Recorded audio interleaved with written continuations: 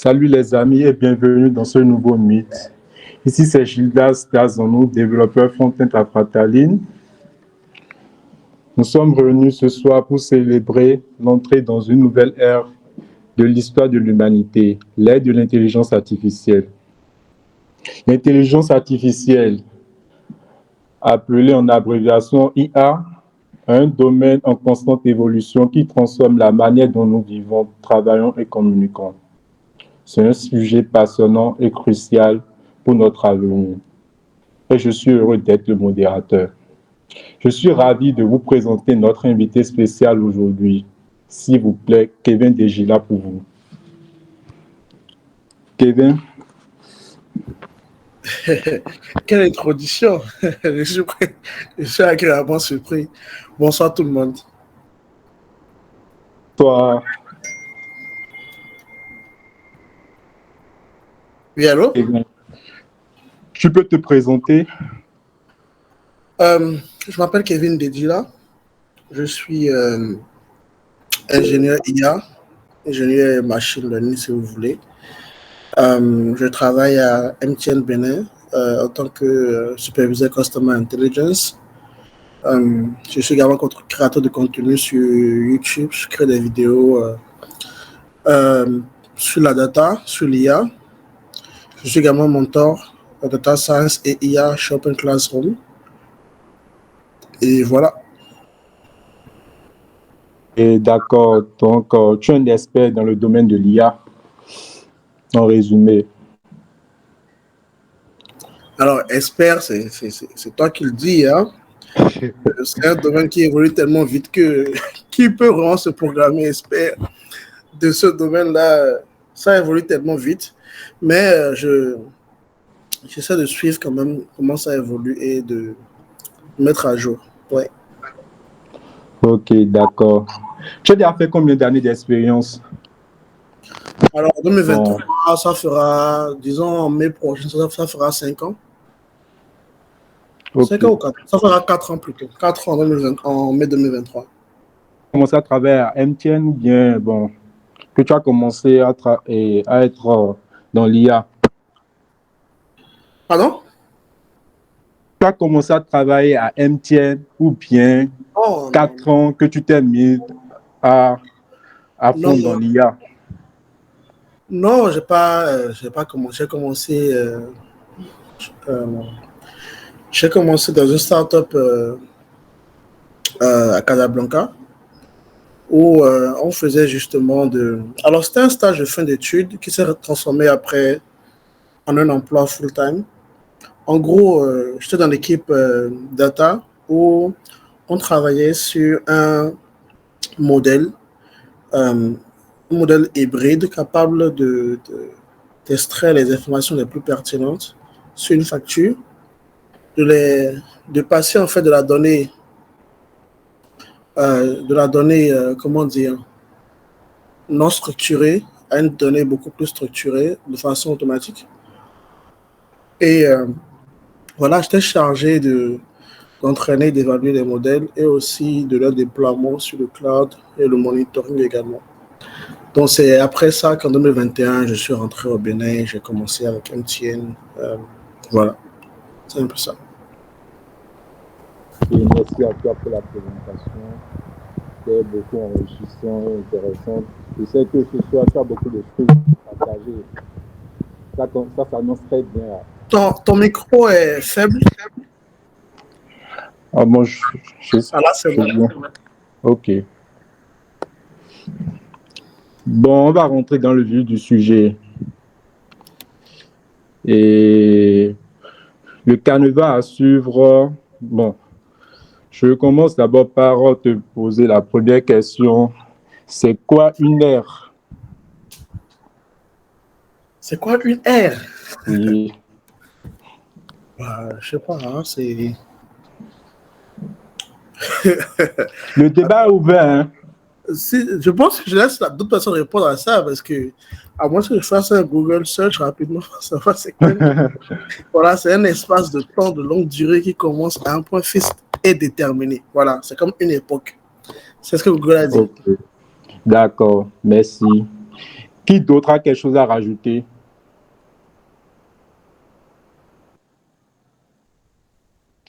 Allô? Ne soyez pas timide.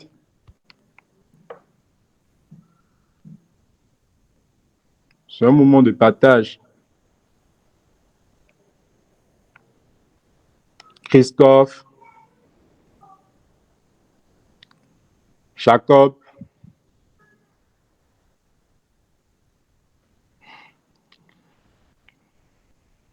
Tu peux continuer avec l'invité. Vas-y avec l'invité. Ne te soucie pas de nous. À la fin, on va poser des questions. On va donner des apports.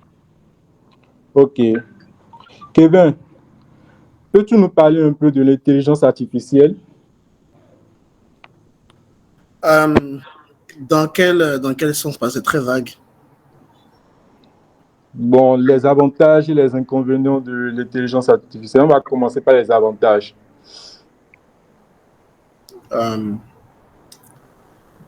Alors,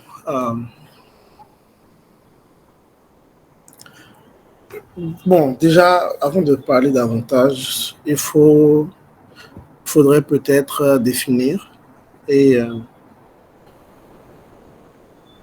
comme je le dis très souvent, l'IA, c'est en fait une tentative de reproduire un comportement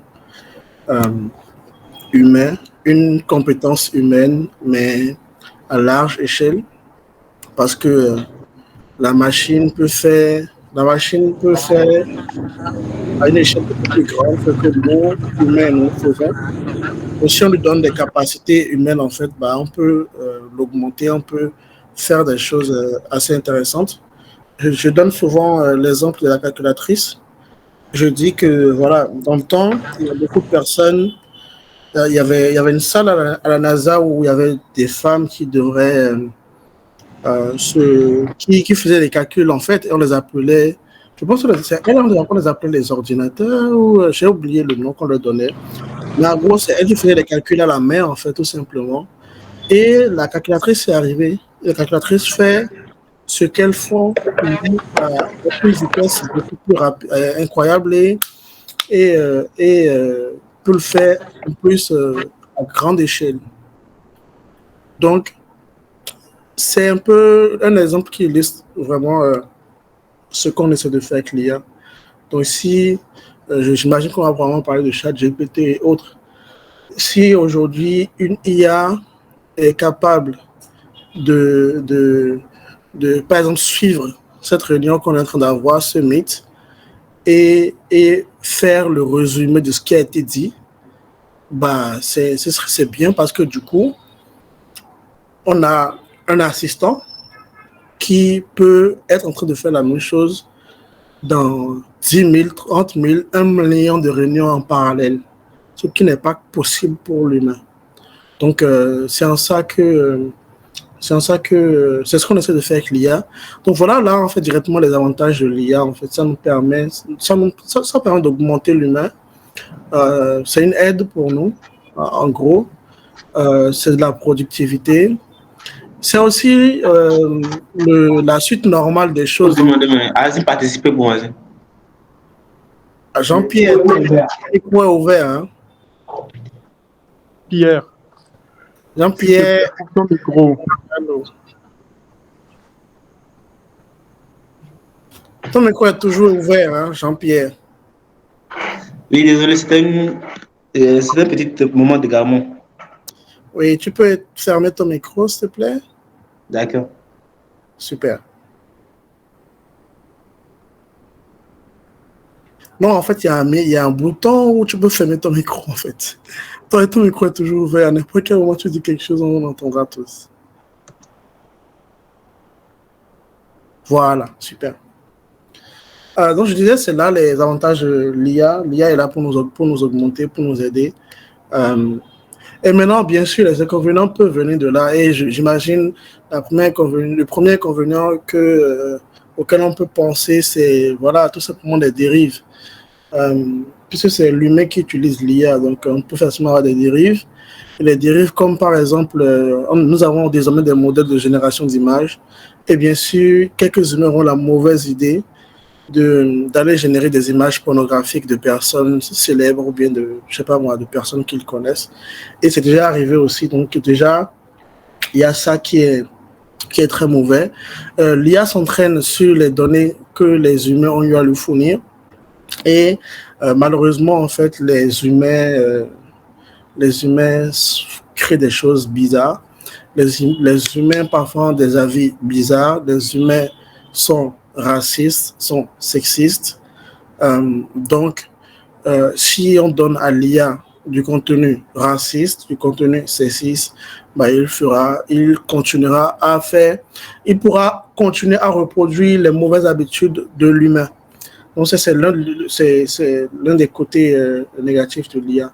Alors, probablement, beaucoup vont dire également par rapport aux métiers, les différents métiers qui sont en train de progressivement disparaître. Ce n'est pas vraiment le cas, mais une fois de plus, je dirais tout simplement que ce n'est pas un truc lié à l'IA, c'est un truc beaucoup plus lié au capitalisme. C'est le capitalisme qui veut qu'on optimise à chaque fois. Donc, les entreprises, les grandes entreprises américaines qui ont délocalisé leur production en Asie parce que c'était moins cher, nous aussi désormais qui allons confier des tâches à l'IA parce que c'est moins cher qu'un humain. Voilà quoi, c'est le cours normal des choses et on s'adapte.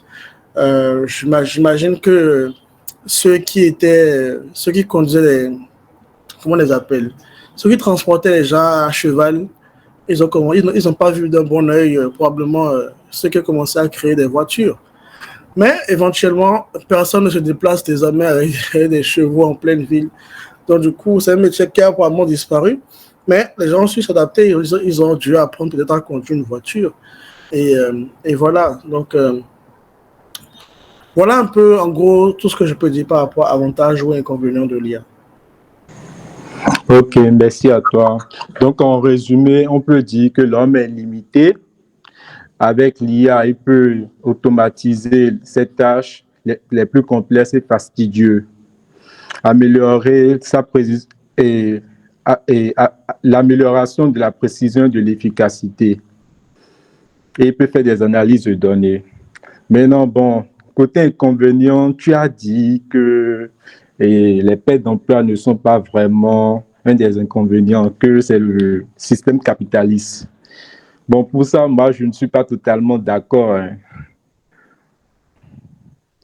Parce que, selon moi, le robot ne se fatigue jamais, comparativement à l'homme. Donc, si on doit rester dans l'option où, bon, on est dans l'IA, on prend les robots et ils nous servent, pourquoi garder encore l'homme? On n'a plus besoin de l'homme. Tu comprends un peu ce que je dis? Ouais, je vois ce que tu veux dire, mais tu n'es pas, comment dire, on n'est pas en contradiction, toi et moi. Parce que ce que moi je dis, c'est que on est dans un système capitaliste et il est normal de vouloir chercher à maximiser les bénéfices. OK? Et si l'IA peut nous aider à l'atteindre, on le fera. Mais une chose est sûre, l'IA ne peut pas tout faire ou bien l'IA a besoin en fait d'un contrôle humain. Parce que l'IA n'est pas un humain et donc du coup, une IA est entraînée sur en fait des comportements humains. Donc, par exemple, tu as parlé de robots, tout ça. Ouais, on parle de machines. Les machines peuvent rester allumées pendant des années. Tranquille, oui, c'est bien. Mais le comportement qui est reproduit peut être faillible. Donc, du coup, on ne peut pas forcément s'y fier à 100%. Il suffit de voir. Il y a beaucoup d'exemples sur Internet, par exemple, de questions et réponses avec ChatGPT, par exemple, où les réponses sont totalement fausses. Les réponses sont totalement fausses. Et donc, du coup, c'est vrai qu'éventuellement, on va arriver à un niveau où les IA qui seront entraînés, en tout cas ceux des grosses boîtes qui ont les gros moyens et les grosses données, ce sera des IA qui seront beaucoup plus, qui seront de mieux en mieux, de plus en plus performants. Mais en IA, on est tous d'accord que la performance de 100%, elle est impossible à obtenir. parce que derrière, ça reste en fait des chiffres. Que tu écrives, tu poses une question à ChatGPT et qu'il te donne une réponse en test également. Mais tout ce qui se passe derrière, c'est des nombres, c'est de la mathématique, c'est des vecteurs, c'est des matrices. Que tu envoies une image à un système et qu'il te sort en fait ta propre photo en mode avatar, c'est des nombres, c'est des nombres qui sont manipulés. Enfin, l'image est transformée en nombre qui est manipulé par un algorithme et qui reçoit des nombres aussi qui sont après affichés comme une image, comme des pixels. Donc, du coup, on n'arrive pas à avoir un truc de 100% avec l'IA, donc on ne peut pas s'y fier à 100%. Donc, du coup, tant qu'on ne peut pas s'y fier à 100%, il y a des métiers. Alors, tout ce que moi je dis, c'est que la demande de certains métiers peut diminuer parce que le travail à faire, l'IA peut faire déjà une bonne partie. Mais les métiers, il y a certains métiers qui ne disparaîtront pas.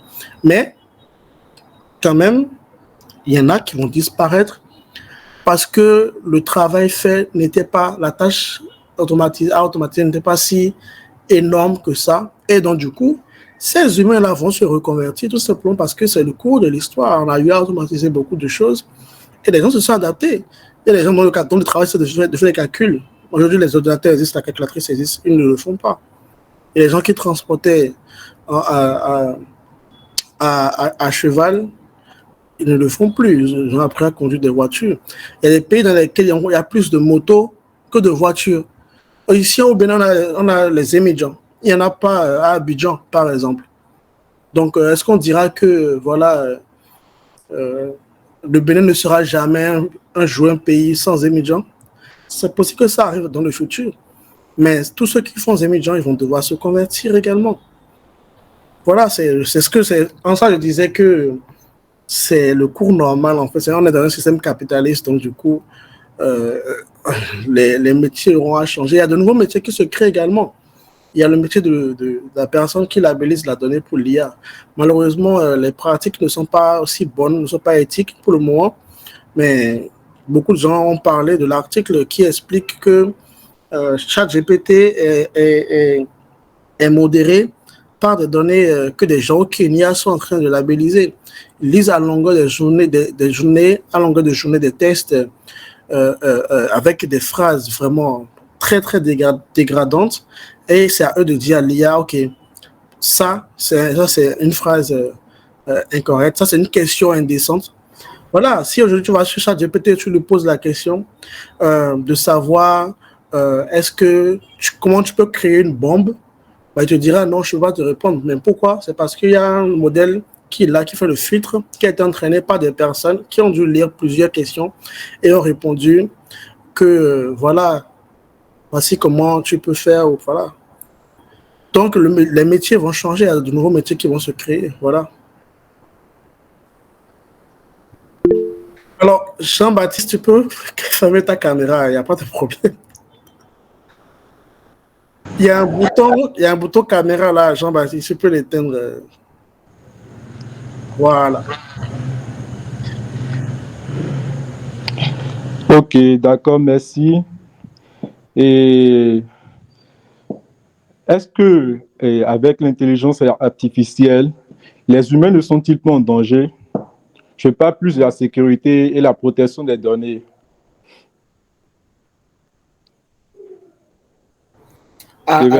Oui. Alors oui, ça c'est une bonne question. Alors bien sûr, j'en parlais tout à l'heure, il y a des dangers qui sont liés à l'IA. Je l'ai cité dans les inconvénients. Le truc, c'est que on va avoir... en fait, l'IA n'est pas en soi un vrai danger, mais ce sont les humains le danger. Ce sont les humains le danger, c'est-à-dire qu'un humain est capable en fait d'utiliser une IA pour faire ce qui fait de mal à grande échelle. C'est ça le problème. Donc, une personne, si aujourd'hui on peut écrire un script, créer des images grâce à une IA, et qu'on est aussi en mesure bientôt, bon, je vais dire avec quelques exemples, de faire des vidéos grâce à de l'IA, qu'est-ce qui empêche monsieur tout le monde de créer des vidéos pornographiques où il met en scène deux acteurs ou deux personnes célèbres? et ainsi et créer quelque chose de si réaliste qui nuit à la réputation de ces deux personnes-là. C'est possible. Mais là, c'est l'humain, en fait, le problème. Donc, du coup, par rapport aux IA, il y a... Alors, généralement, c'est l'IA qui devance la législation.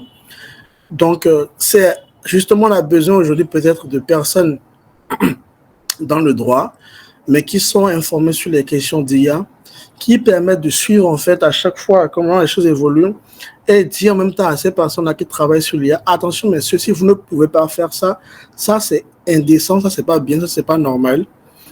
En Europe, ils savent mieux le faire que nous, aux États-Unis aussi, que nous en Afrique. Mais il y a des règles en fait qui sont mises en place. Rien n'empêche un monsieur tout le monde qui travaille dans une cellule de sécurité, par exemple, du gouvernement, d'entraîner un modèle qui permet de lire en fait les tweets de quelqu'un ou bien les messages de quelqu'un et de pouvoir dire s'il est républicain ou démocrate. Ça n'a aucun sens de pouvoir de faire une prédiction pareille parce que aujourd'hui, moi, je peux exprimer un avis qui est démocrate. Demain, je peux affirmer un avis qui est républicain. Qui je vote à chaque élection, ça peut changer littéralement d'un instant à l'autre, d'une question à l'autre. Et donc, du coup, si quelqu'un crée un modèle pareil, et si ce modèle est utilisé pour prendre des décisions, c'est-à-dire que si par exemple le gouvernement dit avec un modèle pareil, on voit que les gens de la zone je sais pas moi, les gens dans le mono, ils sont beaucoup plus temps, donc du coup on va réduire en fait les aides en fait du gouvernement. Ça n'a aucun sens en fait. Donc du coup c'est l'humain une fois de plus, hein, c'est l'humain, mais c'est aussi à nous de mettre en place des règles en fait qui nous permettent d'éviter ce genre de choses là. Google par exemple, ils ont déjà des systèmes beaucoup plus avancés que celui de OpenAI, mais ils ne peuvent pas le sortir parce que s'ils le sortent en fait facilement les dérives vont commencer aussi et ils le savent et ils savent qu'ils doivent faire un travail de mettre en place en fait les règles qu'il faut et bien pouvoir bien filtrer en fait l'utilisation en fait de leur système. C'est l'une des raisons pour lesquelles eux n'ont pas encore sorti quelque chose. Mais ils ont commencé maintenant à faire un test, ils appellent AI Test Kitchen. Mais il faut leur prendre un peu de temps quand même pour affiner le truc, pour ne pas qu'ils fassent des bêtises. Et c'est ce que ChatGPT aussi a fait et ils font des mises à jour au fur et à mesure. Mais toujours est-il que tu peux un peu contourner en fait tout ça. On peut contourner un peu tout ça et avoir ce qu'on veut de ChatGPT, malheureusement parfois. Donc du coup, par rapport au danger que ça représente pour l'humanité, c'est vraiment l'humain, quoi. C'est l'humain qui entraîne l'IA. L'IA en soi, non. C'est l'humain qui entraîne l'IA. Les données d'entraînement viennent de l'humain. Et c'est l'humain qui reçoit les résultats et c'est lui qui agit en fonction de ces résultats-là. D'accord, merci. Donc en résumé, c'est l'humain, comme on le dit, l'homme est bon, l'homme est aussi mauvais. Bon, faut juste faire en sorte que tes données ne tombent pas dans la main des méchants. Ok, selon toi... Tout le monde dit, les gens n'aiment pas les gens, tes données sont déjà chez tout le monde. Donc, à moins que tu ne... Il faut rester dans l'ombre. À moins que tes données ne soient dans aucune application sur Internet, c'est-à-dire que littéralement sur ton téléphone, tu ne fais qu'appeler. Même quand tu appelles, les réseaux, ils ont tes données. Tu ne fais qu'appeler et que tu utilises les applications comme l'horloge, le calendrier et autres. Tant que tu écris des mails, par exemple, Google il te propose un truc pour automatiser, pour te suggérer des réponses, ils ont des données sur tes mails. Donc, on en produit. Il faut juste s'assurer que ceux qui ont accès à nos données fassent une très bonne utilisation de ces données-là. Ok, d'accord, merci. Selon vous, est-ce une bonne révolution ou une mauvaise? Est-ce que c'est encore trop tôt ou c'est le bon moment de les utiliser? Je ne pense pas qu'il y ait un bon moment. Hein, je ne pense pas que ce soit... Alors, côté technologie, bien sûr, tout ce qu'il y a comme nouveauté aujourd'hui en IA, on pensait que c'est quelque chose qu'on verra dans 10 ans, en 2030, par là. En tout cas, personne n'aurait prédit en 2017 ou en 2018, par exemple, qu'on aurait quelque chose comme ChatGPT. aussitôt, ou bien les modèles en fait de création d'images, de vidéos aussi performants aussitôt. Donc, ouais, c'est côté technologie, on avance à une très très bonne vitesse. On a de plus en plus de données, de capacités de compute également. Donc, on fait des trucs intéressants. Mais il n'y a jamais, jamais trop tôt, quoi, parce que quand on y pense, le but derrière, c'est tout simplement d'augmenter l'humain. Donc, si moi, demain, si moi, mon travail, c'est de suivre des réunions, de faire un compte rendu, des tâches qui sont assignées à chacun, et que désormais, je peux avoir une IA qui écoute ça et qui me propose déjà un premier résumé, que je peux juste modifier un peu, faire mon travail, bah, crois-moi, si pour le même salaire, je fais un truc avec l'IA en quelques secondes, bah, je ne dirais pas que c'est trop tôt. Maintenant, peut-être que nous ne sommes pas encore totalement prêts côté régulation pour l'utilisation en fait de ces IA-là et l'impact que ça pourrait avoir sur le monde en fait en global, en fait, sur les différentes puissances en place. Mais ce n'est jamais trop tôt pour une révolution qui aide l'humain, en fait. Mais bon, c'est le côté négatif qui inquiète, mais je ne pense pas que ce soit trop tôt. Mais bien sûr, côté technologie, on est tous impressionnés par ce qu'on est en train de faire, en fait, grâce à l'IA.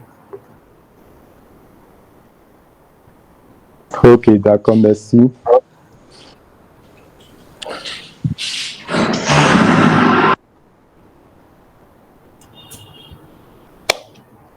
Bon, depuis, tu nous parlais de ChatGPT, il y en a dedans qui ne connaissent pas encore. Donc, du coup, que penses-tu de la nouvelle IA ChatGPT?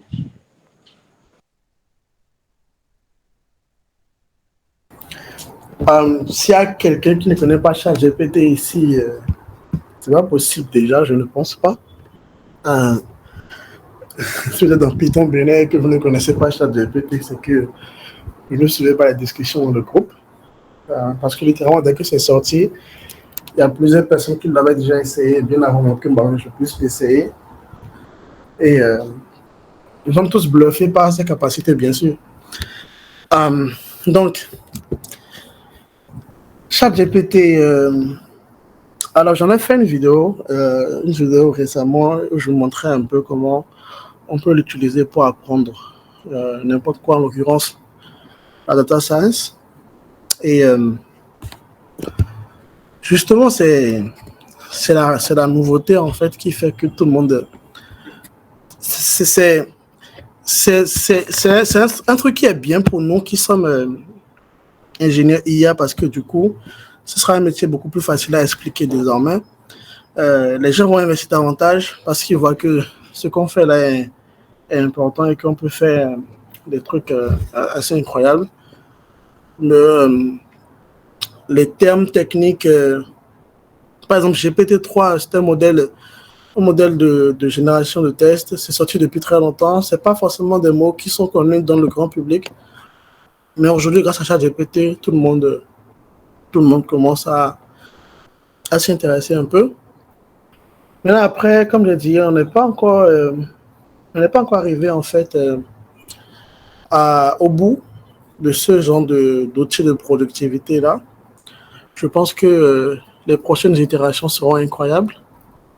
D'autres grandes entreprises vont sortir des versions aussi.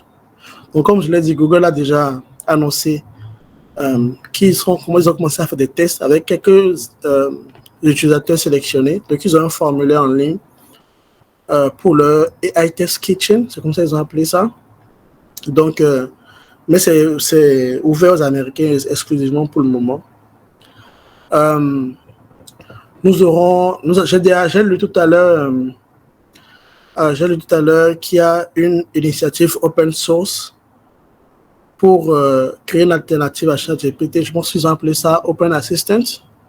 Je pense que si vous allez sur le site openassistant.io, Vous verrez, et le code est sur GitHub également. Donc, il y a une initiative open source également pour créer ChatGPT, une alternative à ChatGPT. Donc, je pense que 2023 sera une année très, très, très intéressante pour l'IA. ChatGPT a créé quelque chose qui va booster le domaine encore davantage. Je l'ai essayé plusieurs fois et je suis bluffé par les résultats. Mais aussi, je me rends compte de ses limites aussi. Donc, c'est clairement pas un système auquel il faudra se fier à 100%. Mais c'est, comme je ne cesse de le répéter, c'est un outil de productivité. Si on peut l'utiliser pour faire beaucoup plus rapidement ce qu'on faisait avant, là, c'est tout le bénéfice en fait là.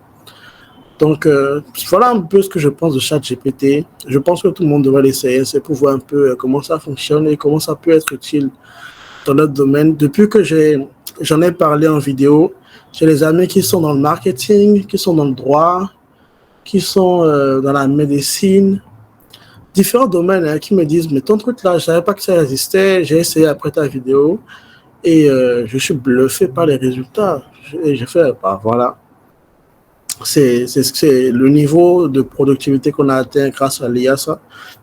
Et bien sûr, j'ai fait aussi une vidéo récente par rapport au modèle de génération d'images. Parce qu'aujourd'hui, il ne s'agit plus forcément d'écrire un texte pour générer une image, mais on peut également prendre une image et écrire la description. En fait, prendre une image et dire, voilà, je vais transformer cette image dans tel style, je veux faire ceci de cette image, et on aura le résultat grâce à, juste avec du test. Donc, du coup, ces différents nouveaux modèles-là, je pense que ça va amener beaucoup plus de personnes à s'intéresser à la question.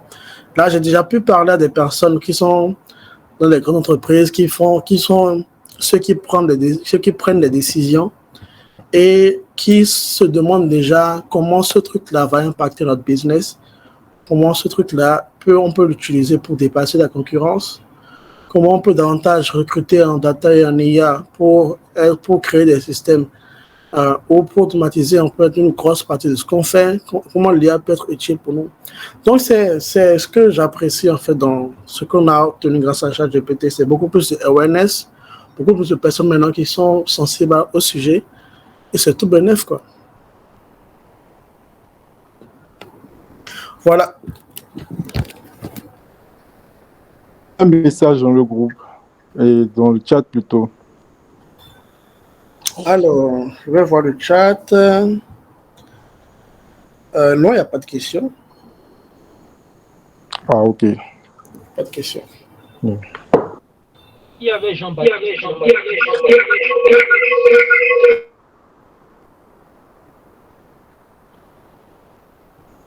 Il y a Jean-Baptiste qui a posé une question. Jean-Baptiste. Oui. J'aimerais C'était quoi ta question?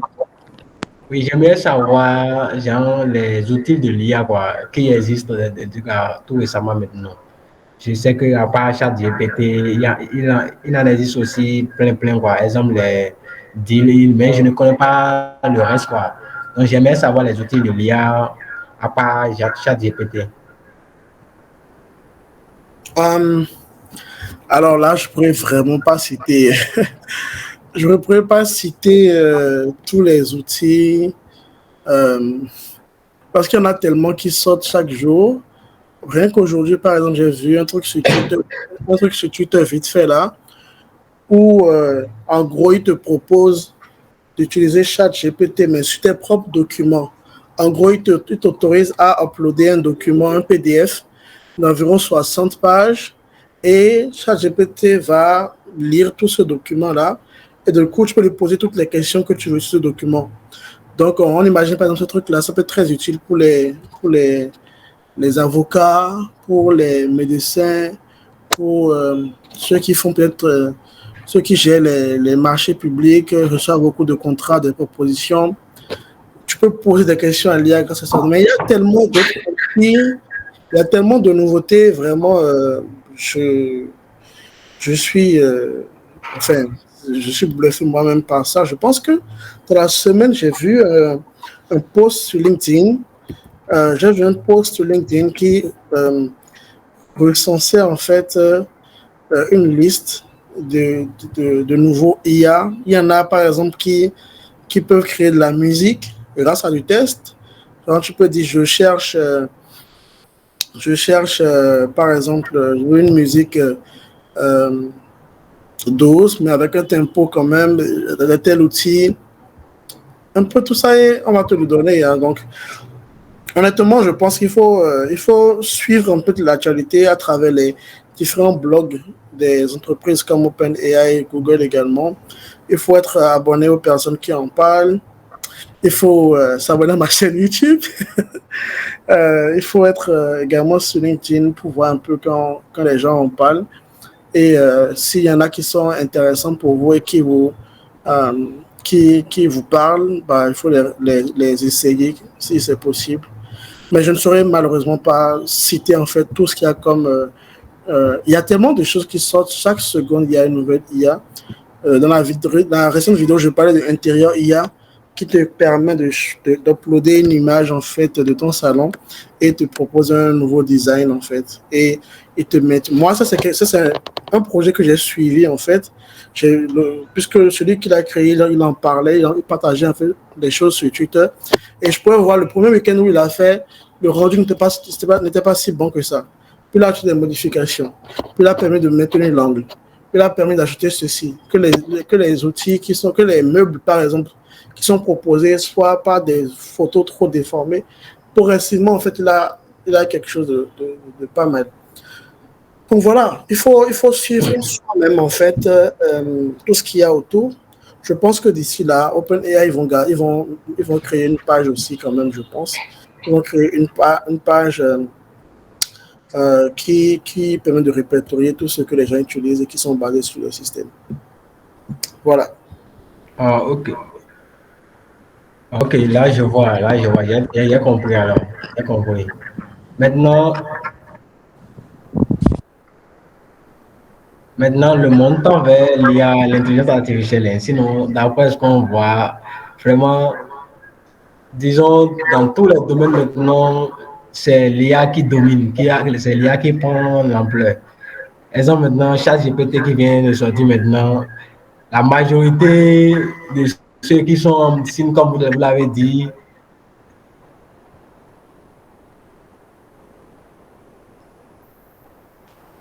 Ah, on l'a perdu. On l'a perdu, je pense.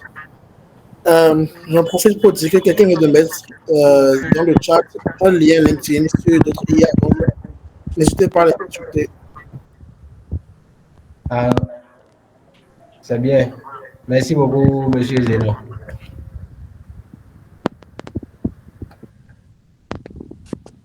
Jean-Baptiste, tu avais une autre question.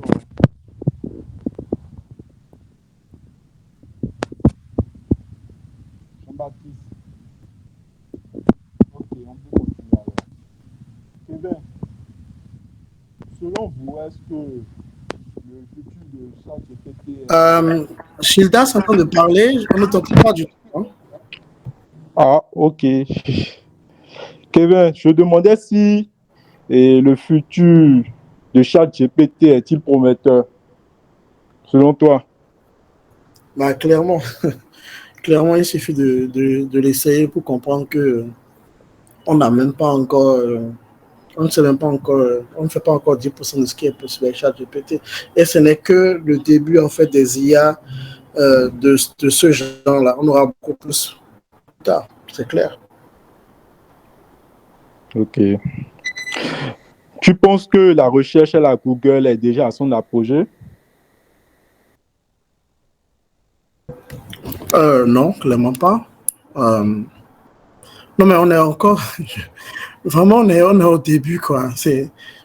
On est au début. On est au début. Les combinaisons, en fait, peuvent être... Enfin, on est au début. On est au début et c'est notre créativité, notre imagination qui va nous amener vers des projets les plus intéressants possibles. Je pense que ces systèmes-là, ce n'est pas que le début, tu vois comment la courbe d'évolution, en fait, de tout ce qui est en IA pour comprendre que on n'a même pas encore touché le sommet. Une fois que toutes ces IA-là ne seront plus, quand ils seront intégrés, c'est-à-dire que quand ils pourront communiquer l'un avec l'autre et avoir accès et aller faire des recherches sur Internet, faire des synthétiser, créer entre eux, c'est-à-dire devenir utilisateurs eux-mêmes d'autres IA, là, on pourra commencer à parler d'une société vraiment qui est dominée par l'IA. Mais pour le moment, on n'est même pas, en fait, l'IA ne domine pas encore vraiment plusieurs domaines. Je ne pense même pas. On est encore au début. Ok. Bon, comment devons-nous préparer à ce changement alors? Parce que, bon, n'importe comment ça va venir, hein.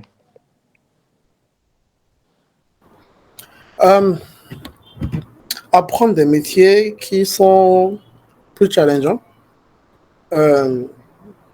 Déjà, s'intéresser aussi au domaine, c'est-à-dire voir un peu comment les choses évoluent et se tenir à jour. Je pense que dans le futur, l'humain ne sera plus, ce sera plus, on n'aura plus des personnes qui font la même chose toute leur carrière, toute leur vie. Je pense que, bon, déjà, dans notre génération, on en a de moins en moins. Une personne qui est comptable et reste comptable de la sortie à l'université jusqu'à la retraite, je pense qu'on aura de moins en moins de personnes de ce genre-là. On aura plutôt des personnes qui font un peu de tout. Il y a besoin, en fait, d'humains. On a besoin, en fait, d'aide. Donc, apprendre des skills les plus importants, les plus demandés sur le marché. Il y a tellement... Alors, il faut savoir que tout ce que OpenAI fait, tout ce que ces entreprises-là font, c'est sur des serveurs, des serveurs qui tournent pendant des semaines, des mois, et que ce qu'ils font n'est pas encore accessible en fait à tout le monde. Donc ça, c'est également un challenge. Je pense que ceux qui ont créé l'alternative à ChatGPT, là, ils veulent travailler sur ça aussi, c'est-à-dire créer un modèle qui est capable d'être entraîné en fait sur la machine de tout le monde, que chacun puisse avoir son propre ChatGPT, mais puisse l'entraîner sur sa machine et le rendre performant pour lui-même. Donc du coup, même les entreprises en fait auront besoin, il y a aussi si tout le monde ne fait pas confiance par exemple à ces grandes entreprises-là, ils vont vouloir avoir leur propre solution également in-house. Donc les ingénieurs qui sont capables d'entraîner ces modèles-là aussi pour des entreprises seront en demande. Ouais, en général, c'est ça, c'est apprendre des skills qui sont en demande et qui sont qui ne sont pas, qui vont pas disparaître du jour au lendemain, quoi. Mais si par exemple, pour une personne, si son travail ne se résume que, par exemple, à suivre une réunion et, qu'on fait le résumé de la réunion, ben voilà, ce travail-là, ce sera vraiment en danger très vite. Parce que déjà, Microsoft a déjà dit qu'ils vont intégrer ChatGPT à Microsoft Teams. Et donc, du coup, je pense que l'offre, c'est un truc de $8 par mois, ou bien $7, quelque chose par mois. Et il peut s'occuper de faire le résumé des réunions et comment dire, de sortir les actions à prendre dans la réunion, qui doivent faire quoi, les tâches, en fait, de la réunion. Donc, les métiers, en fait, où l'IA peut très vite réduire la demande, bah, il faut continuer à les faire, mais commencer à acquérir d'autres compétences plus tard qui sont beaucoup plus utiles. Merci. Quels sont les différents types d'IA? Est-ce qu'on ne devrait pas prendre peut-être la question de Godwin d'abord? Au cas où ce ne serait pas parce que je viens de dire. Oui, bonsoir. Bonsoir tout le monde. Bonsoir. C'est pas une question en quelque sorte, mais je voulais rebondir sur quand Kevin disait que l'alternative de OpenAI parlait de l'alternative de ChatGPT. J'aimerais ajouter justement que avec les modèles que OpenAI a mis en open source, ceux qui sont dans le domaine arrivent déjà à faire du fine-tuning de ces modèles-là et à construire à partir de ces modèles pré-entraînés des services. Donc, je crois que cette alternative, ça serait pour des utilisateurs qui ne s'y connaissent pas. Donc, je me demande si c'est bien ça.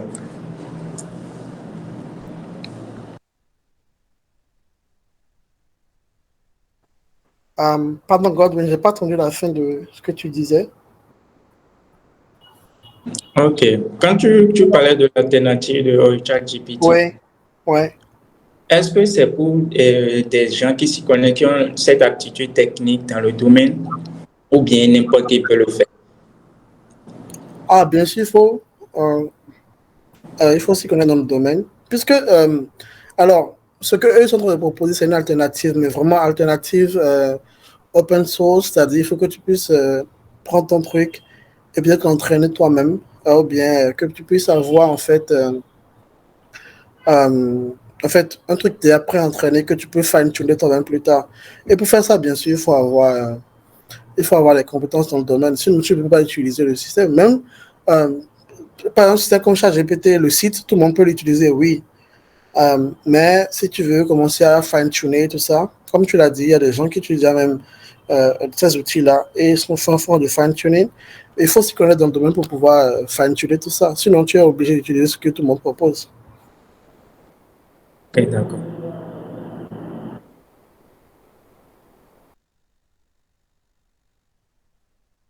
C'est bon, Godwin, tu es satisfait? Oui, c'est bon pour moi. Ok, et Kevin, quels sont les différents types d'IA?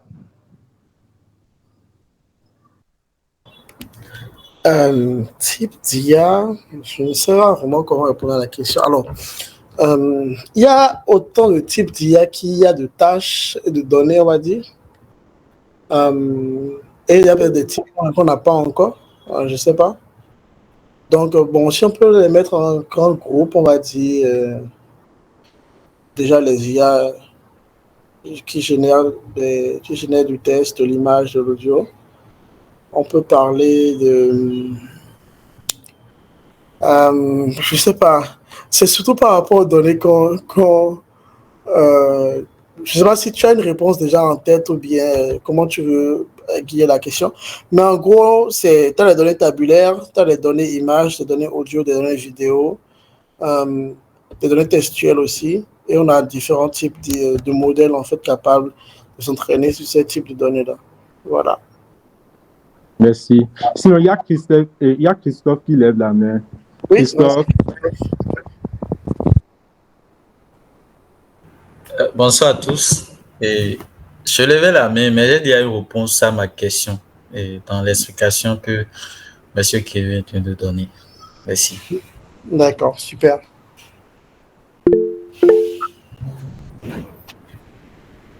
Pas une question. Oui, j'ai une question pour Kevin. Oui. Ok, Kevin, dans le système actuellement, il y a des gens comme Yann qui clament que bon, ChatGPT n'est pas, bon, c'est pas une si grande prouesse. Et moi, je vais aussi dans ce sens avec lui. J'aimerais savoir ton avis là à ce propos. Alors, tout d'abord, j'ai vu un peu la polémique aussi par rapport à ça où tout le monde disait, certains disaient c'est pas une grosse prouesse, machin. Alors, tout d'abord, il faut savoir que Yann Lequin, il travaille à Facebook depuis des années. Il est directeur de l'IA là-bas. Et que à Facebook, ils ont lancé Galactica, qui était censé être une sorte de chat GPT, mais ils ont fait ça en 2022 et qu'ils ont dû shut down ça très rapidement face aux bêtises, aux notions très très fausses que le truc sortait. Donc, le fait que ce soit Yann Lequin qui vient de dire que ChatGPT, ce n'est pas une grosse innovation, tout ça, très facilement, on peut voir qu'il y a vas-y, conflit d'intérêts, ou non pas conflit d'intérêts, mais plutôt qui prêche pour sa paroisse, en fait, tout simplement. Ou bien veut minimiser ce que les autres ont fait pour pouvoir dire, voilà, on est dans le même bateau. Pour ceux qui ont suivi comment ça fonctionne, déjà ceux qui ont suivi la technologie et comment d'abord on a commencé à travailler avec les mécanismes d'attention, on a créé les transformers, les modèles de génération de tests, les modèles de langue, GPT, GPT-2, GPT-3, 3.5, tout ça, et maintenant ChatGPT. On peut, et même avant ChatGPT, il y avait Instruct GPT également. Bien sûr, ceux qui suivent en fait l'évolution, ils vont dire, mais voilà, quelque chose comme ça allait venir tôt ou tard. Mais il faut savoir que il y a une grosse différence entre la théorie et la pratique. Un modèle, pouvoir l'entraîner à grande échelle et avoir des résultats vraiment qui sont assez solides comme ce qu'on a à ChatGPT, c'est pas... enfin, on n'a pas encore tout le système de ce qu'ils font, mais ils ont dû développer peut-être des manières d'entraîner de façon efficace aussi, de pouvoir... et c'est tout un système, en fait. ChatGPT, ce n'est pas un seul modèle. Il y a plusieurs choses avec que probablement Facebook n'a pas su faire. Donc, pour moi, en fait, je ne vais pas voir le côté chercheur pour dire, voilà, ce n'est pas une grosse prouesse parce qu'on avait développé ceci, cela. Non.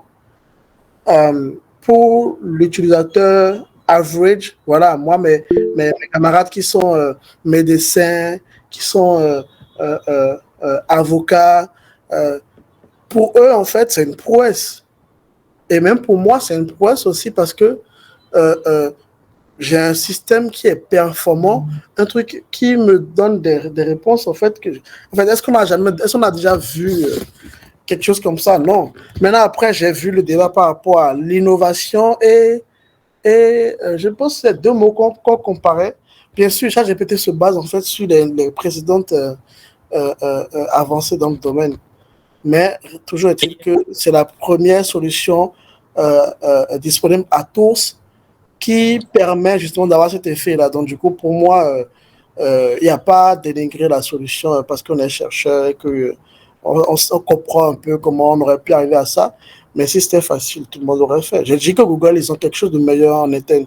Mais est-ce qu'ils l'ont publié? Non, parce qu'ils savent un peu comment ce genre de modèle-là peut être dangereux si on n'arrive pas à faire un bon filtre en fait avant de les mettre à disposition de tous. OpenAI, ils ont su faire un filtre, même si je ne suis pas d'accord avec les sommes minables qu'ils payent ceux qui les aident à créer les filtres au Kenya. Mais toujours est-il qu'ils sont les premiers à sortir le truc. Donc, ils ont sorti le truc de la cuisine, tout le monde maintenant l'utilise. Il n'y a pas à dire que je connais tous les ingrédients. Vu les ingrédients qu'on avait, on aurait pu avoir ce truc-là.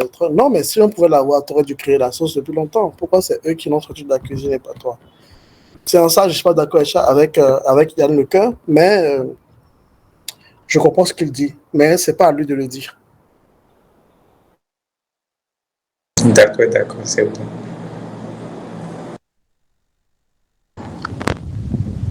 Kevin, il y a une question dans le chat. Il y a Claude qui pose une question. Il demande est-ce que nous pouvons venir à une époque où les machines seront capables de réfléchir, genre elles pourront prendre des initiatives toutes seules. Ah oui, je vois la question. C'est quoi la réflexion? C'est quoi réfléchir? Si je dis que 2 plus 2 égale à 4 et que j'ai réfléchi, bah, on a déjà l'IA qui réfléchit déjà. Hein. Si je dois rédiger une lettre de motivation en précisant certaines choses et j'arrive à l'écrire en réfléchissant, alors l'IA réfléchit déjà aussi. Donc, je pense que ce que tu veux peut-être dire, c'est des IA qui prennent des décisions toutes seules. Claude, tu peux nous donner plus de précision? Ok.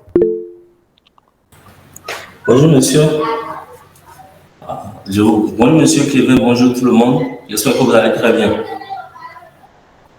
Je remercie monsieur Kevin pour sa présentation. Et en fait, ce que je disais par rapport à la réflexion côté IA, c'est que, bon, c'est vrai, 1 plus 1 égale à 2, on peut dire que c'est une réflexion, mais en réalité, c'est comme juste un calcul. Donc, ma question proprement était, est-ce qu'on peut arriver, l'IA en train de faire un calcul, en train de faire un truc et qu'il est bloqué, est-ce que tout seul, est-ce que toute seule, elle peut imaginer ou bien elle peut prendre des décisions, elle peut prendre des initiatives pour pouvoir gérer ce problème-là sans forcément se baser sur des calculs précédents ou bien des choses de ce genre-là? C'était ma question en quelque sorte.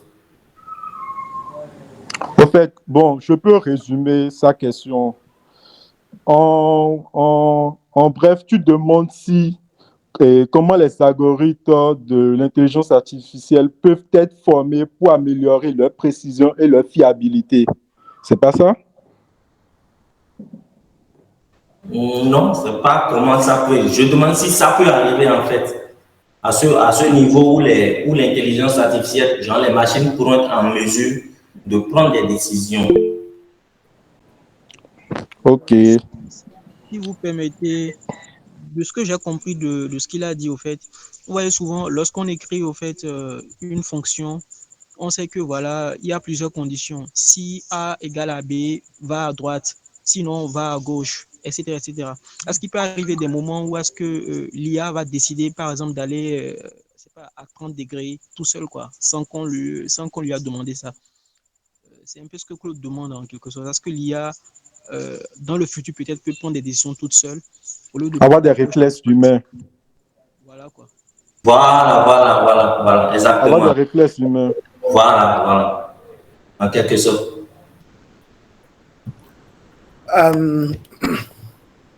Mais on y est déjà. Genre, si c'est avoir des réflexes humains, je sais pas moi, on a déjà ça, non? Et c'est pas forcément de l'IA. J'ai regardé du code, déjà, on peut déjà simuler ça sans qu'il y ait une IA derrière. Mais je vois un peu ce que vous voulez dire, puisque je pense que vous êtes en train de pousser un peu le truc un peu loin, en mode, est-ce que une IA peut décider, par exemple, de tuer quelqu'un, un peu comme dans les films, là, de tuer quelqu'un parce que c'est bon pour l'humanité, des trucs comme ça. Alors ça, on en est très loin. Je ne pense pas que... En fait, c'est... Comment dire? Si je crée une IA qui surveille ma maison, prend le feed vidéo, et si quelqu'un vient toquer à la porte, bah, dès qu'il voit un humain, moderne, même pour ça, moi, on n'a pas besoin d'IA normalement, juste des capteurs. Et que voilà, je code un truc comme ça, dès qu'il voit un humain, bah, il lui veste du ciment dessus, ou bien il lui lance un couteau. Bah, c'est moi qui ai fait, c'est pas l'IA. C'est moi qui ai programmé pour qu'il fasse ça. Donc, une fois de plus, ce genre de choses-là, c'est l'humain le problème et c'est à nous de nous assurer que l'humain ne fasse pas des bêtises pareilles. De toute façon, il y a des lois contre ceux qui tuent les gens. Mais l'IA prend des décisions toute seule. Non, l'IA fait ce que tu lui as demandé de faire. Tu lui as dit, OK, prends des questions, donne des réponses, bah, il fera ça. Tu lui as dit, je te donne une image, transforme ça enfin, je sais pas moi, change-moi cette image-là, il va te le faire. Génère-moi une musique, il va te le faire. Tel style, il va te le faire. Crée-moi une vidéo, il va te le faire. Mais on va prendre une décision. Maintenant, il y a dans le mot. En fait, si c'est comme ça, tu peux aussi lui remettre une arme, il va tirer. Bah, c'est toi, en fait, qui a fait ça. C'est toi. Non. C'est pas l'IA. C'est pas l'IA, c'est l'humain. Maintenant, je vois, il y a ce fantasme-là dont tout le monde parle, le AGI, le Artificial General Intelligence, un truc qui sera en fait une AGI, genre, qui serait un modèle, en fait, qui a à l'intérieur tous les autres modèles d'IA qui existent. Donc, imaginez pour les modèles d'IA qui existent, mais en fait, qui sont intégrés à une grosse IA qui est en mesure de tout faire, en fait, tout simplement. Alors, on en est très, très loin encore. Beaucoup de gens pensent qu'on ne l'aura pas de sitôt. Et de toute façon, si cette IA a fait des bêtises, c'est l'humain. Ok, d'accord, merci. Voilà. Godwin. C'est bon, ça peut aller. Non, c'est moi. Oui, c'est bon, c'est bon.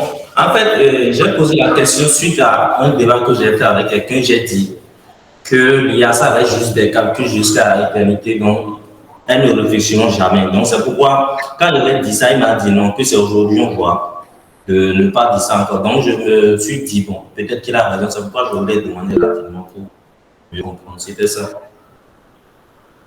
Donc, merci beaucoup, monsieur Kevin. Il y a Nathan qui lève la main. Oui, monsieur Nathan. Oui, ok. Donc déjà ma question, je suis Nathan Yakaya, je suis développeur et déjà je m'intéresse un peu à la question de l'IA. Quel est l'impact que déjà l'IA aura sur les métiers de développeur que nous avons? Vu qu'actuellement il y a une information qui circule sur la toile que déjà OpenAI est en train d'entraîner ses modèles avec des développeurs. Déjà, est-ce que les développeurs peuvent déjà s'inquiéter sur qu'il y aura un moment où l'IA, déjà, par exemple, ChatGPT peut le remplacer, ou bien c'est juste qu'on entraîne ces modèles pour qu'on puisse utiliser ChatGPT comme des assistants. Voilà un peu ma première question. Donc, en bref, tu demandes si le métier de dev est-il en train de mourir? C'est exact. Tu as une question beaucoup plus dramatique. Le gars a parlé déjà dit si le métier était en train de mourir. Pas abuser. Bon, il suffit de voir. Il y a Copilot, un GitHub Copilot, à qui tu peux écrire du test et il te génère du code pour une fonction, n'est-ce pas? Maintenant, après, c'est ce que je dis en fait. Toutes ces choses-là, c'est les outils de productivité. Maintenant, est-ce que c'est parce qu'il y a un système qui permet de générer du code que tout le monde peut l'utiliser pour créer une application? J'en doute. Parce que, disons, prenons l'exemple d'une application, par exemple, Android. OK? L'application elle-même, le fichier, c'est un fichier APK. Si tu me dis, par exemple, que tu peux écrire du test et générer un fichier APK, alors là, je peux dire que le dev, il est dans de sérieux problèmes. Mais, le truc génère une fonction, génère peut-être un fichier. Mais nous savons que si ton travail à toi, c'est de travailler sur un seul fichier, il va te remplacer. Si ton travail à toi, c'est seulement d'écrire une seule fonction, il va te remplacer. Voilà un peu, quoi. C'est un truc de productivité. Maintenant, après, c'est comme si... alors, on a par exemple les... voilà, la dernière vidéo que j'ai faite où je parle de donner une image, en fait, d'une chambre ou d'un salon à une IA et te faire un nouveau design. Ce n'est pas pour ça que je ne vais plus contacter des designers d'intérieur. Il y a des IA qui génèrent des images, par exemple. Ce n'est pas pour autant que je ne vais plus utiliser Photoshop ou les autres outils de modification d'image. OK? Genre, je vais probablement commencer à quelque chose, mais éventuellement, il faudra que je puisse utiliser Photoshop, par exemple. Donc, du coup, si par exemple, moi, je dis, voilà, moi, je fais des vidéos, il y a une miniature, il y a la miniature de la vidéo, la vignette. Voilà. Et je peux la créer avec l'IA. Mais est-ce que je suis satisfait de ce que j'ai? Je ne pense pas. Donc, il faudra que je puisse l'envoyer peut-être à quelqu'un qui utilise Photoshop et je lui dis, voilà à peu près ce que je veux faire, mais je veux le faire de telle manière. Tu vois, telle partie, là, je veux le transformer comme ceci. Et la personne pourra me le faire. Donc, une fois de plus, des outils de productivité. Si demain, ChatGPT remplace les développeurs, c'est que les développeurs faisaient rien d'intéressant. Alors, et je ne pense pas que les développeurs font que une fonction ou bien un seul fichier. C'est tout un système sur lequel il faut travailler. Voilà. Maintenant, l'IA peut te transformer un code Python, JavaScript, vice-versa. Il peut te donner la solution à une question, le lead code et autres, mais bof, quoi. Est-ce que c'est ça le métier qu'on fait vraiment?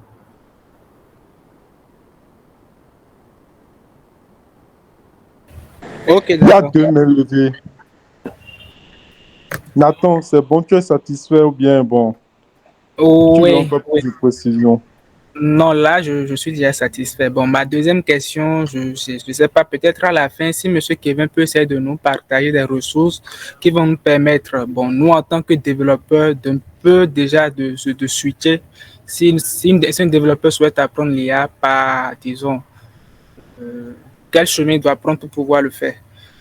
Et déjà, si vous avez l'habitude de suivre des comptes sur Twitter pour avoir les dernières tendances et actualités sur l'IA, si vous pouvez aussi donner aussi le nom de ces comptes pour que aussi nous puissions être informés, ça serait bon. Merci. Bon. Merci. Bon, je dirais, alors, j'ai pas une liste prête là, malheureusement. Je dirais suivez-moi sur Twitter, sur LinkedIn. Et quand je retweet un truc, par exemple, allez un peu plus en profondeur, allez cliquer sur le compte, découvrez. Quand j'interagis avec un compte, par exemple, ou bien. Voilà, par exemple, je vous ai parlé d'un truc où on peut avoir un chat GPT sur ses propres documents.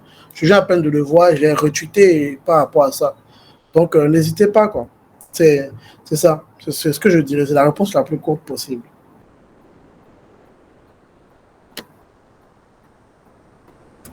Ok, d'accord.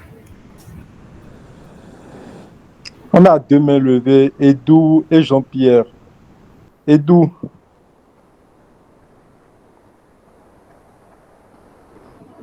Oui, bonsoir, comment allez-vous? bonsoir, ça va?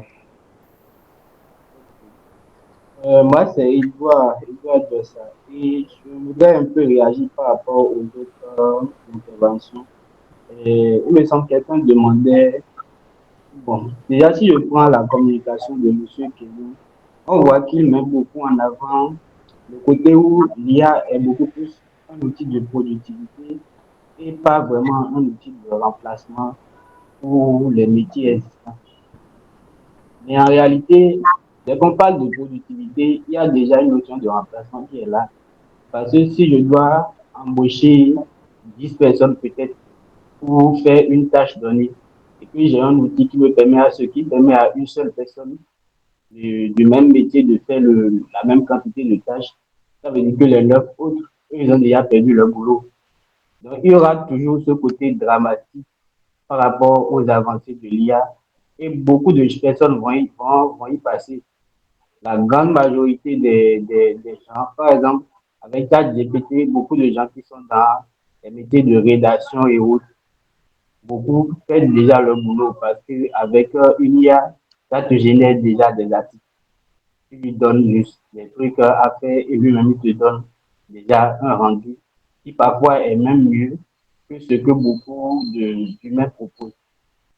Je pense que si on doit comparer les IA avec les humains, et il y a ce côté-là où on se dit que la machine ne crée vraiment rien, ne crée pas les choses à partir de rien.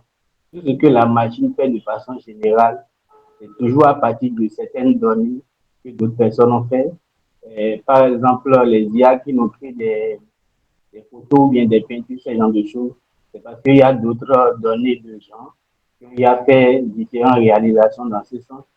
Ça va s'inspirer de ça pour pouvoir nous créer quelque chose de nouveau à partir de tout ça. Mais le problème, c'est que à chaque fois que quelqu'un crée quelque chose, ça veut dire que cette chose est déjà créée. Donc, l'IA peut s'en servir.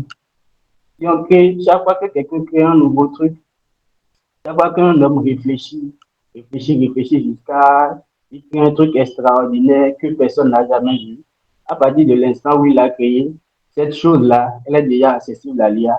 L'IA peut maintenant la reproduire indéfiniment sans ne plus avoir besoin de cet homme-là. Et cet homme-là, ben, il risque de perdre son travail. Son travail va perdre de la valeur. Donc, je pense qu'il ne faut pas être aussi relax ou bien aussi chill par rapport à l'IA en mode, ça va juste augmenter la productivité, puis c'est tout, ou bien ce genre de choses. Non, les gens vont perdre leur boulot, pas centaines de millions, ou bien pas centaines de millions. Ils vont perdre énormément leur boulot. Ils devraient s'alarmer, ils devraient beaucoup s'alarmer et vraiment être au bord du suicide, en fait, parce que ça va être très grave. Et avec les évolutions qui vont suivre, ça va être très compliqué. Ça va être très compliqué sur le plan de l'emploi. Ça va être très compliqué parce que beaucoup voient un monde où on serait plus, l'emploi risque de disparaître dans le sens où on n'aurait plus tellement besoin des hommes pour travailler. Les machines vont tout faire. Et beaucoup se disent, ouais, les machines vont tout faire, donc les hommes, nous serons juste là, ils vont se reposer tranquillement et laisser les machines travailler. Mais le problème, c'est que quand les machines vont tout faire, il y aura peut-être deux, trois personnes qui vont contrôler ces machines-là. Et après, ces gens-là, ils peuvent faire tout ce qu'ils veulent de tout le reste du bétail, en fait. Donc, franchement, selon moi, il faut s'alarmer, il faut pleurer, se jeter par terre et vraiment et prier le ciel pour que un miracle intervienne, en fait. Je ne sais pas si que le miracle c'est nous après tout ça. Un instant, Kevin, je sors de la chambre. Kevin, un instant. Je, je vais laisser Gidas conclure et puis peut-être nous, on va continuer. Je ne sais pas si tu as un mot de fin, je laisse peut-être gérer ça. Et puis, tout le reste, nous, on va gérer ça entre nous. En interne. Bon, on va gérer ça entre nous dans le chat, quoi. Si tu peux, Kevin, si j'ai des questions encore à te poser. est-ce que, bon, là, on a assez de questions. Peut-être après, tu fais truc là, quoi. Voilà. On va continuer dans Python Bénin. Kevin, un mot de fin? C'est ce que je disais. Je disais, voilà, merci à tous pour votre présence. Ça fait un plaisir d'échanger par rapport à l'IA. S'il y a d'autres questions, on se retrouve sur le groupe Python Bénin. Sur LinkedIn, sur Twitter, sur YouTube, sur Facebook, je suis Kevin Devilla. Vous pouvez me trouver facilement. Et voilà. Merci à tous. Merci. Les amis, je vous remercie d'être restés jusqu'à la fin. Et merci pour votre attention. Merci, Kevin. On se dit à plus pour le meet prochain. Bye bye. Et n'oubliez pas de vous abonner à nos différentes plateformes. Merci.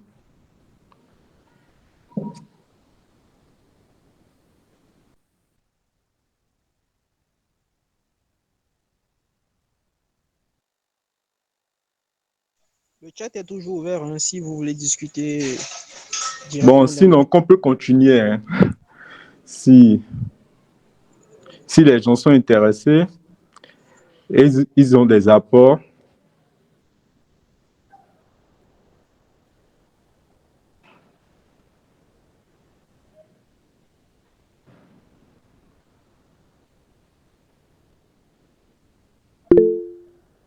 Jean-Pierre. Ok, salut à tous. Salut. En fait, j'aimerais revenir un peu sur la question de la responsabilité des gens. S'il te plaît, on te reçoit faiblement. Ok, j'aimerais revenir sur la question de la responsabilité que confère à l'IA. Ok. Disons, si nous considérons que celui qui a conçu l'IA, disons, il le conçoit dans un robot. On va parler des robots militaires qui ont été conçus pour pouvoir arrêter les voleurs ou bien les bandits, ce genre-là, quoi, pour participer à la guerre en quelque sorte. Et le programmeur, il met dans l'IA que lorsqu'il détecte certains gestes, qu'il doit agir de telle manière ou peut-être même tirer et quand il y a une personne en difficulté. Et il arrive que ce même robot doté de l'IA se retrouve face à une personne qui est, disons, innocente, mais qui est d'habitude, qu'on peut qualifier d'habitude un peu déplacée. Et même sans le savoir, l'IA commet quelque chose d'assez grave, quoi. Blesse ou même, au plus pire des cas, disons, tue la personne, quoi.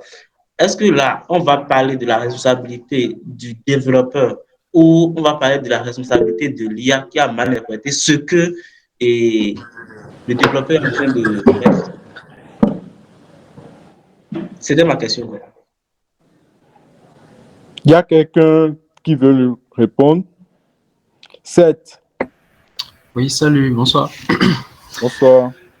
J'ai un peu écouté ce que Jean-Pierre a dit. Bon, moi, je ne suis pas trop expert dans le domaine, mais à chaque fois, je pense que ça sera toujours la faute du développeur parce que quand tu programmes une IA, tu le programmes toujours en fonction de certains paramètres. Bah, si toi, tu as décidé que ça soit en fonction de ce type de mouvement, ce n'est pas forcément une personne, un terroriste qui te fait ce type de mouvement-là. Il peut y avoir des enfants aussi qui te font ce type de mouvement peut-être en jouant, des trucs du genre.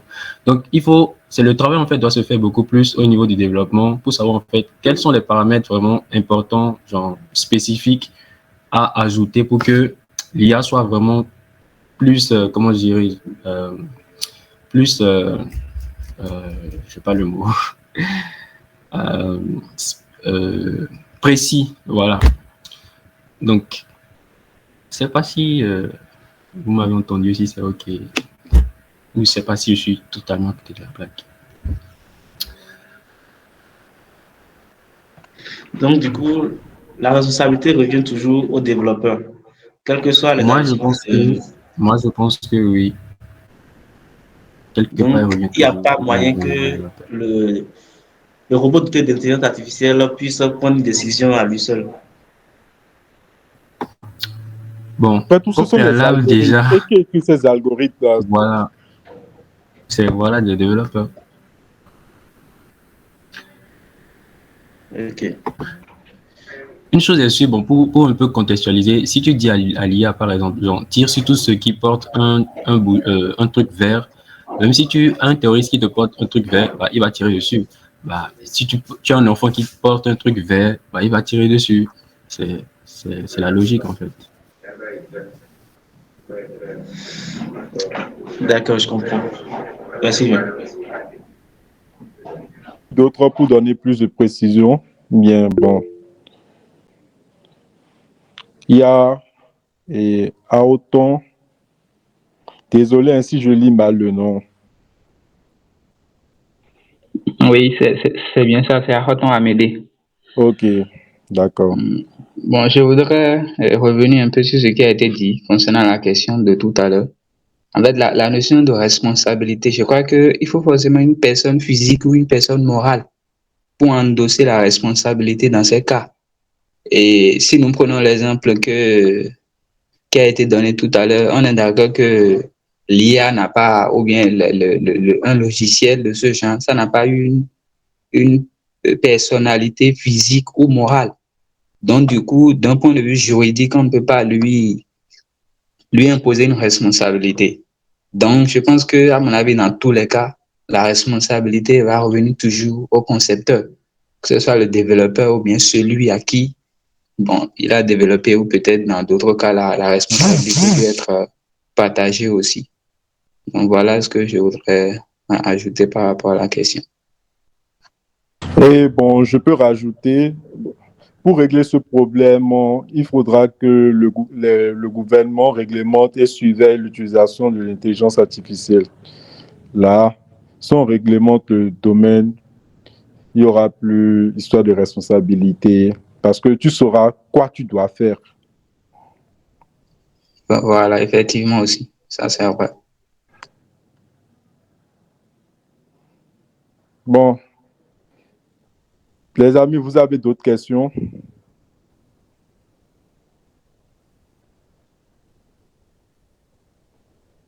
Voilà, bon, moi j'avais une question, bon, ça peut paraître un peu bête, hein, mais ouais, généralement on parle d'IA, mais en dehors du thème IA, je crois qu'il y a beaucoup d'autres thèmes qu'on emploie habituellement. Je voudrais savoir un peu quelle est la relation.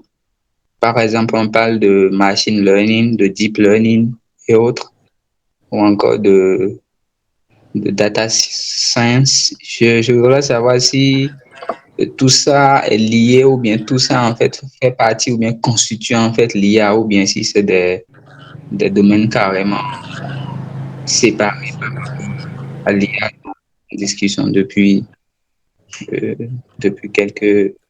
quelques minutes. Bon, personnellement, je n'ai pas vraiment de réponse à ça. Je ne sais pas si quelqu'un d'autre a quelque chose à dire. Si vous pouvez m'épauler.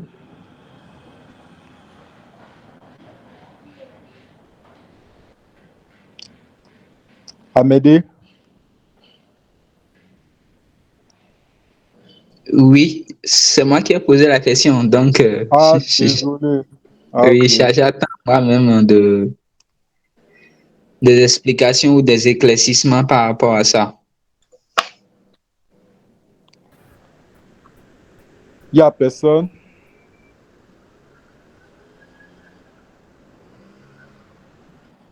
Je pense que ceux qui s'y connaissent en IA sont déjà partis après que Kevin soit parti et tout. Sinon, je pense quand même que en fait, c'est un peu comme la programmation, en fait. Il y a, il y a le web, le mobile. Je pense que autour de l'IA, il y a tous ces éléments-là. C'est ce que je pense. Il y a tous ces éléments-là. Donc, deep learning, tous ces éléments sont dans l'IA, en fait. Sont peut-être des sous-éléments ou bien des éléments des ensembles. Donc, là, je peux rien te dire. Là, tu peux écrire dans le groupe. Si tu es dans Python Bénin, tu peux écrire pour voir et tout, quoi. Voilà.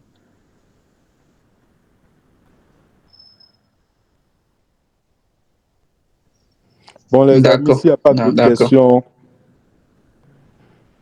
on est à rentrer dans le bruit.